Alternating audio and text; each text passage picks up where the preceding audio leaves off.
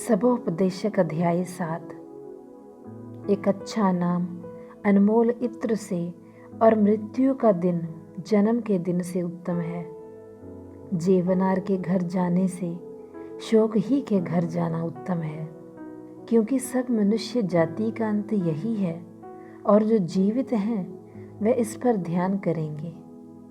हंसी से शोक उत्तम है, क्योंकि मुंह पर की उदासी से हृदय सुधरता है। बुद्धिमानों का मन शोक करने वालों के घर में लगा रहता है, परंतु मूर्खों का मन आनंद करने वालों के घर में लगा रहता है। मूर्खों के गीत सुनने से बुद्धिमान की डांट सुनना उत्तम है, क्योंकि मूर्ख की हंसी हांडी के नीचे जलते हुए कांटे की चड़चड़ाहट के समान होती है। यह भी व्यर्थ है। निश्चय ही दमन बुद्धिमान मनुष्य को पागल बना देता है और घूस से हृदय भ्रष्ट हो जाता है। किसी काम के आरंभ से उसका अंत उत्तम है और आत्मा में धीरज धरना आत्मा में घमंड से उत्तम है। अपनी आत्मा में उतावली से क्रोधित न होना, क्योंकि क्रोध मूर्खों की छाती में रहता है। ऐसा ना कहना बीते दिन इन दिनों से क्यों उत्तम थे, क्योंकि यह तो बुद्धिमानी से नहीं पूछता।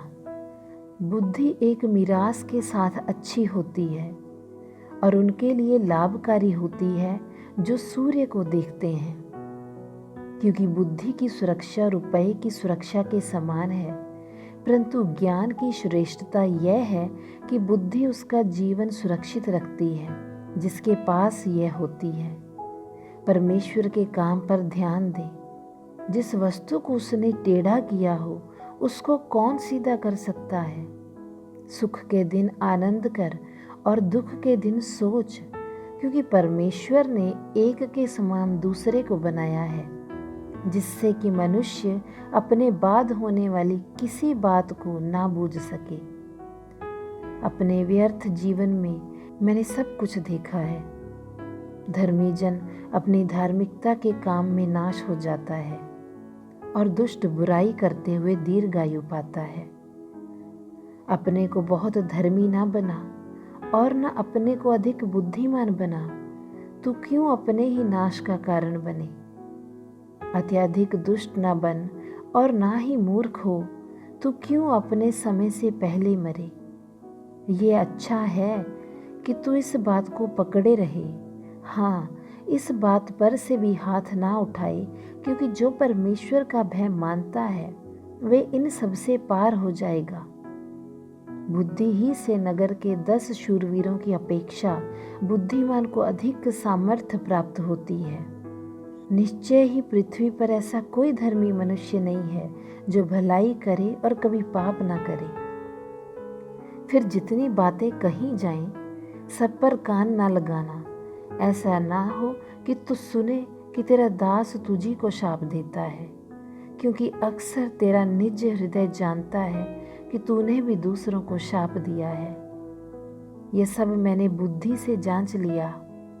मैंने कहा मैं बुद्धिमान हो जाऊंगा, परंतु यह मुझसे दूर रहा। वह जो दूर और अत्यंत गहरा है उसका भेद कौन पा सकता है। मैंने अपना हृदय जानने के लिए लगाया कि बुद्धि के विषय में जान लूं, कि खोज निकालूं और उसका भेद जानूं, कि दुष्टता की मूर्खता और मूर्खता जो निरा पागलपन है उसको जानूं। और मैंने मृत्यु से भी अधिक दुखदायी एक वस्तु पाई। वह स्त्री जिसका हृदय फंदा है और जाल है और जिसके हाथ हथकड़ियां हैं। वह जो परमेश्वर को प्रसन्न करता है वह उससे बच निकलता है, परंतु पापी उस स्त्री का शिकार होगा।